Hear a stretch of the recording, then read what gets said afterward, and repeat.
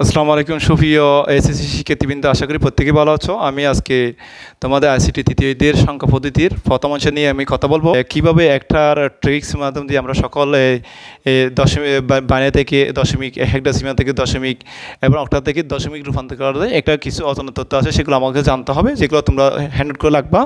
প্রথমে পূর্ণ সংখ্যার ক্ষেত্রে আমি দেখাবো। পূর্ণ সংখ্যার ক্ষেত্রে বাম দিকে থেকে ডান দিকে বৃত্তের উপর আমরা কী দেবো, এখানে একটা হলে 0 দেবো, 2 দেবো, 3 দেবো, যেদিকে আমরা বাম দিক থেকে আমরা ডান দিক থেকে বাম দিকে আমরা আসবো। আর ভগ্নাংশের ক্ষেত্রে আমরা বাম দিক থেকে ডান দিকে প্রত্যেকটা বৃত্তির উপর আমরা কী দেবো, এখানে -1, -2, -3, -4 দেবো।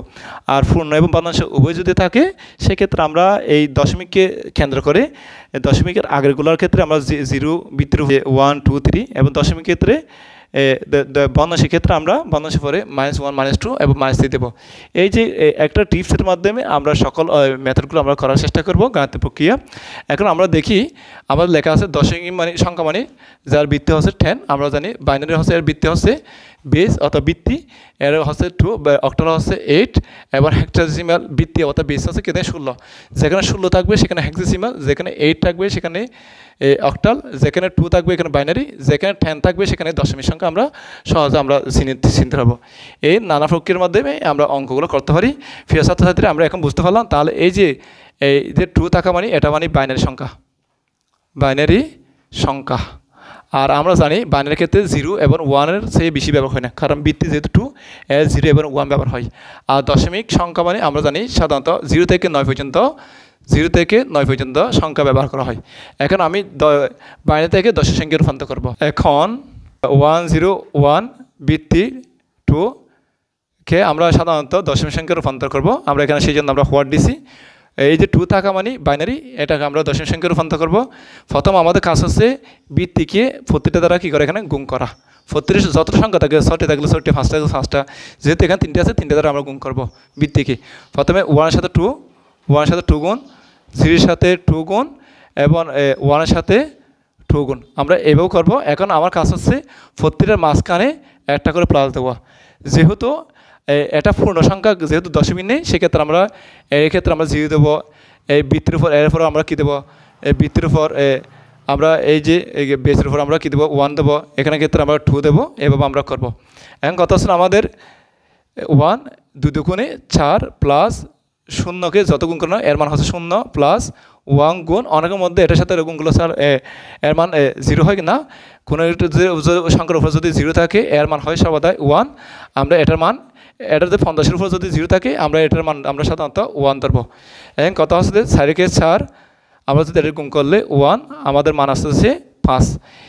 যেহেতু আমরা বাইনারি থেকে আমরা দশমিক সংখ্যা রূপান্তর করছি, এইটা আমাদের বৃত্তি 10 দিতে হবে। 101 বৃত্তি 2, এর দশমিক মান হচ্ছে 5। আমরা এই যে 5 দিচ্ছি, এর নিচে অবশ্যই তোমাদেরকে বৃত্তি দেখাতে হবে। আমরা এভাবে যদি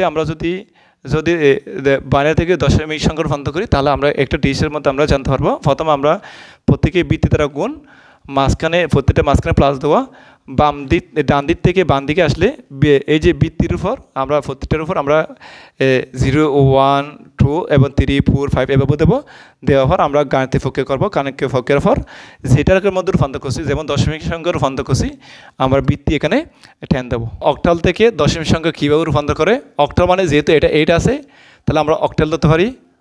অক্টাল থেকে দশমিক মানে আমরা জানি দশমিক মানে 10কে বলা। অক্টালের বৃত্তি হচ্ছে 8 এবং দশমিক সংখ্যা বৃত্তি হচ্ছে 10।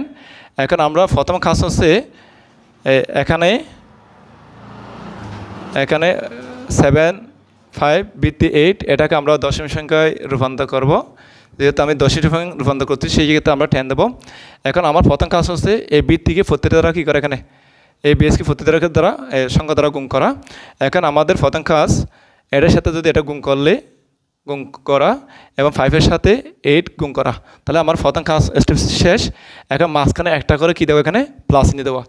আমরা সর্বদাই পূর্ণ সংখ্যার ক্ষেত্রে, এখানে যেহেতু দশমিক নেই, পূর্ণ সংখ্যার ক্ষেত্রে এটার উপর আমরা ওই যে পূর্ণ সংখ্যার ক্ষেত্রে আমরা 0, 1, 2, 3, 4, 5 এগুলো দেবো। বা যেহেতু ডান দিক থেকে বাম দিকে এটা বৃত্তির উপর 0, এটার বৃত্তির উপর 1, যদি তাকে মানে যে বৃত্তির উপর আমরা 1, 2, 3, 4 আমরা এভাবে দেবো। তাহলে আমরা যদি দেখি, যেমন আমরা এই যে গুণ 8 একে 8 প্লাস আমাদের 5 গুণ এখানে যদি আমরা যদি এই যে আমরা 0 আছে কোনো সংখ্যার উপর যদি 0 থাকে এর মান 1 হয়, এই যে এর ইকুয়াল 0। এখন আমরা দেখব এর মান অনুসারে আমরা 7 8 56 যোগ 5 থেকে 5 যোগ করলে আমাদের মান আসতেছে 61। যেহেতু আমরা এটাকে অক্টালকে দশমিক সংখ্যায় রূপান্তর করছি, আমরা বৃত্তি দেব 10।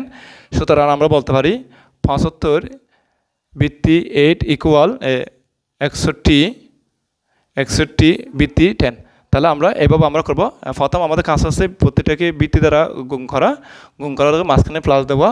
তৃতীয় স্টেপ কাজ হচ্ছে ডান দিক থেকে বাম দিকে পূর্ণসংখ্যার ক্ষেত্রে বৃত্তির উপর একটা 0 1 2 3 যতটা সংখ্যা থাকবে বৃত্তির এর উপর আমরা বৃত্তি দেবো। নম্বর 3 হেক্সাডেসিমাল থেকে আমরা দশমিক সংখ্যা রূপান্তর করব। হেক্সাডেসিমাল মানে কি, যেটার যার বৃত্তি 16 হয় তাকে বলে হেক্সাডেসিমাল। আমরা এটাকে হেসিমাল যেহেতু বৃত্তি 16 আছে আর দশমিক বৃত্তি আছে 10, এখানে আমরা হেক্সা থেকে দশমিক সংখ্যা রূপান্তর করব। এখন এখানে 7a বৃত্তি 16 এটাকে আমরা দশমিক সংখ্যা রূপান্তর করবো, সেক্ষেত্রে আমরা হোয়াট দিছি। এখন আমাদের একটা প্রশ্ন থাকে 7 7 বসে যাবে। এখন এই যে এর মান যেটা আছে আমরা জানি আমাদের একটা মান আছে এরকম এ সমান হেক্সার ক্ষেত্রে 10 হয়, বির মান হচ্ছে 11, সির মান হচ্ছে 12 এবং ডির মান হচ্ছে আমাদের 13।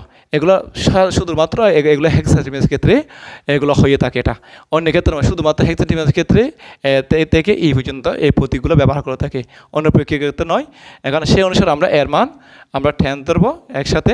এখন আমরা রূপান্তর করি। সুতরাং আমরা জানি প্রতিটার সাথে বৃত্তির সাথে আমরা প্রথমে গুণ করা, যেহেতু আমরা এখানে 7 দিছি, এর বৃত্তির সাথে গুণ করা গুণ আবার এর মান যেহেতু আমরা 10 পাইছি 10 বসাবো গুণ, এরপর আমরা এর সাথে বৃত্তি দ্বারা কি এখানে গুণ।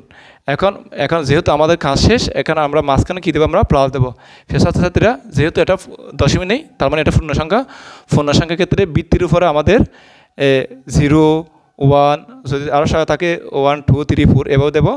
এখন আমরা যদি 7 গুণ 16কে 16 প্লাস 10 গুণ, আমরা জানি কোনো বৃত্তির উপর যদি 0 থাকে অর্থাৎ কোনো সংখ্যার উপর যদি 0 থাকে এর মান 1 হয়, আমরা এখানে লিখে দিচ্ছি 1।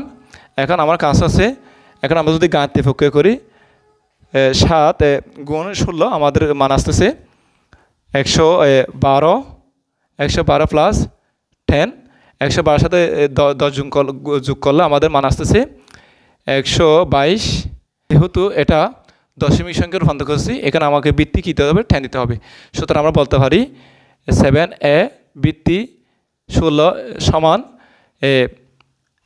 এর মান হচ্ছে 122 বৃত্তি হচ্ছে 10। হেক্সাডেসিমাল থেকে দশমিক সংখ্যা রূপান্তর করতে হলে আমাদের 10 বৃত্তি দিতে হবে।